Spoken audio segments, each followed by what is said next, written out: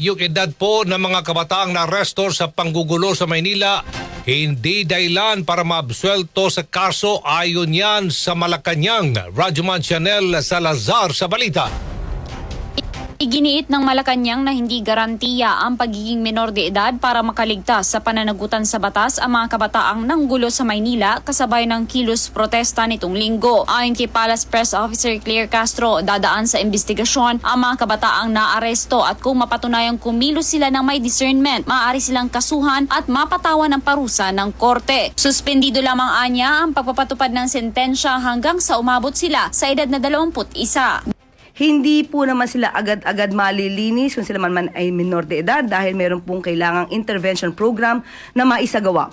At kung sila ay 16 years old hanggang 17 years old, at maaari po silang makasuhan at kung mapapatunayan na they acted with discernment at makikita po na alam nila ang kanilang ginagawa, maaari po silang masintensyahan pero magkakaroon ng suspended na enforce ng anumang penalty na ipapataw ng korte.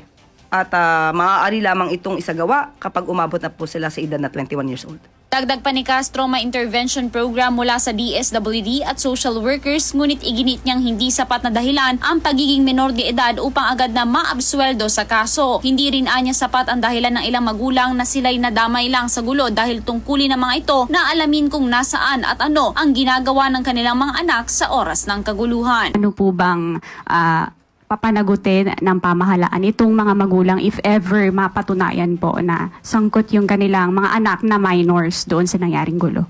Unang-una po, iniimbestigahan pa po ito. Pangalawa, sila yung magulang, dapat alam nila kung nasaan yung kanilang anak. Dapat alam nila kung anong ginagawa ng mga anak nila during the time na nagkakaroon ng rally. At itong mga marahas na pangyayari sa Ayala at saka si Mendiola. Ayala Bridge at Mendiola.